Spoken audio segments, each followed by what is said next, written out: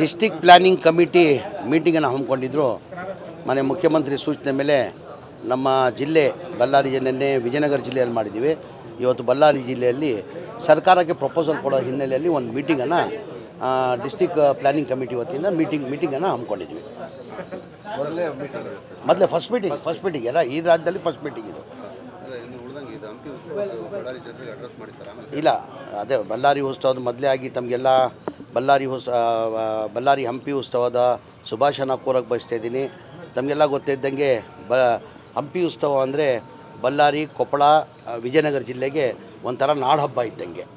ಪ್ರತಿ ವರ್ಷ ನಾವು ಅದ್ಧೂರಿಯಾಗಿ ಹಂಪಿ ಉತ್ಸವನ ಆಚರಿಸ್ಕೊಂಡು ಬರ್ತಾಯಿದ್ದೀವಿ. ನಿಮ್ಮ ಮಾಧ್ಯಮ ಮುಖಾಂತರ ರಾಜ್ಯದ ಜನಕ್ಕೆ ನಾನು ಕೈ ಜೋಡಿಸಿ ಮನವಿ ಮಾಡಿ ಕೇಳ್ತೀನಿ, ಹೆಚ್ಚಿನ ಸಂಖ್ಯೆಯಲ್ಲಿ ಬಂದು ಈ ಹಂಪಿ ಉತ್ಸವನ ಯಶಸ್ವಿ ಮಾಡಬೇಕಂತ ಕೈ ಜೋಡಿಸಿ ಮನವಿ ಮಾಡ್ತೀನಿ. ಅಲ್ಲ, ಈ ಸರಿ ಭಾಳ ಕಡೆಗಣಿಸ್ಬಿಟ್ಟಿದ್ದಾರೆ. ಬಳ್ಳಾರಿ ಯಾವ ವಿಶೇಷ ಬಸ್ಗಳಿಲ್ಲ, ಏನೂ ಇಲ್ಲ. ಈಗ ಅವಿಭಜಿತ ಜಿಲ್ಲೆ ಇದು. ನಮಗೆ ಇಲ್ಲಿ ಕನಿಷ್ಠ ಜನಪ್ರತಿನಿಧಿಗಳಿಗೆ ಇನ್ವಿಟೇಷನ್ಗಳಿಲ್ಲ.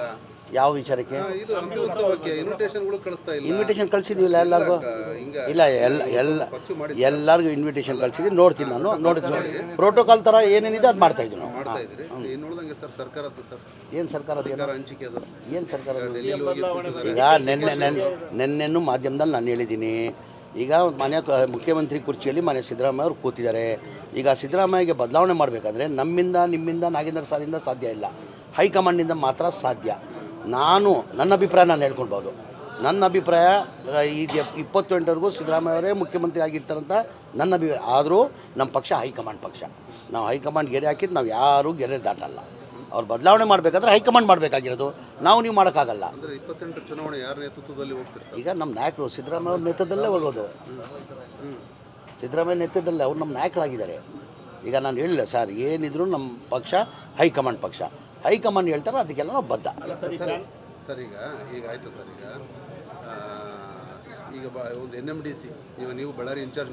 ಈಗ NMDC national made development corporation ಏನಿದೆ, ಅಲ್ಲಿ ಲಕ್ಷಾಂತರ ಟನ್ ಅದಿರು ಕಳ್ತನ ಆಗಿದೆ. ಅದ್ರ ಬಗ್ಗೆ ಕೇಳಿ ಸರ್. ಈಗ ಅದು FIR ಆಗಿದೆ. 2 ಸ್ಪಾಂಜ್ ಐರನ್ ಫ್ಯಾಕ್ಟ್ರಿಗಳ ಮೇಲೆ ಕೇಸ್ ಆಗಿದೆ.